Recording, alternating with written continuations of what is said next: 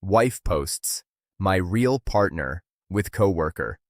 I commented, congratulations. I should have seen the signs, I really should have, but love has a way of blinding you, even when the truth is staring you in the face. Her name is Laura. We'd been married for 6 years. On the surface, everything seemed fine. Family dinners, inside jokes, long nights binge-watching shows together. Friends envied us. People called us the perfect couple. And I believed it. I wanted to believe it. It started with small things. Late nights at work that turned into unexplained lunches. Messages I was never meant to see but occasionally glimpsed. I asked gently, hoping I was wrong. She smiled, reassured me, told me I was imagining things. I wanted to trust her. I really did. Then came the post. It was a normal morning. I scrolled through social media before getting ready for work, coffee in hand, expecting nothing unusual.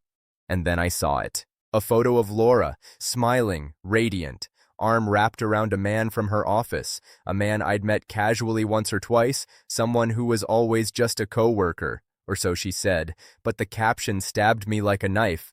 My real partner, I froze. My coffee sloshed in the cup, my heart skipped beats, my fingers hovered over the screen, unsure if I should react, if I should explode, if I should type 1,000 words of anger. Then I did the only thing I felt I could. I commented, simply, calmly, quietly, congratulations. No emojis, no exclamation points, just words, minimal, controlled. Almost immediately, people started noticing.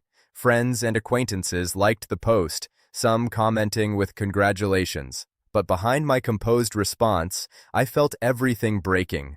Anger, heartbreak, disbelief, betrayal, every memory, every shared laugh, every promise, shattered. Later that day, I confronted her.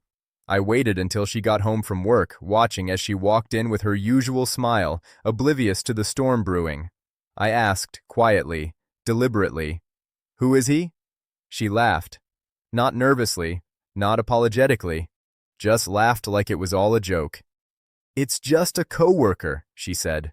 "We get along really well. Why are you making this such a big deal?" I looked at her, really looked at her. The person I thought I knew, my partner, my confidant, my wife, was someone else entirely. Someone who could dismiss 6 years of marriage with a smile and a social media post. I didn't scream. I didn't cry. I didn't beg. I simply nodded, leaving the weight of my words and my reality hanging in the room. A few days later, I filed for separation. I couldn't stay. Not in the home we built together, not in the marriage that had become a facade, not in a life where my wife could post her betrayal publicly and pretend it was nothing. The people around me didn't understand at first. "Why didn't you confront her more aggressively?" some asked. "Why such a calm comment online?" Because anger doesn't fix betrayal. Silence doesn't always mean weakness. Sometimes the strongest response is composure. Sometimes it's acknowledging the truth without giving them the satisfaction of seeing you unravel. Months later, she continued her posts, smiling with him, vacations, celebrations, milestones. And I continued mine, quiet mornings, small achievements, friends, rebuilding life. Her happiness was no longer my responsibility. My heartbreak, my dignity, my life, they were my own to reclaim. I learned something vital from that post, from that comment, from the entire betrayal. You can't control someone else's choices, you can't dictate loyalty, and you can't force love. But you can control how you respond. You can walk away with dignity. You can reclaim your life quietly, without drama, without vengeance. The day I commented, "Congratulations," I didn't just acknowledge her choice. I acknowledged my own strength.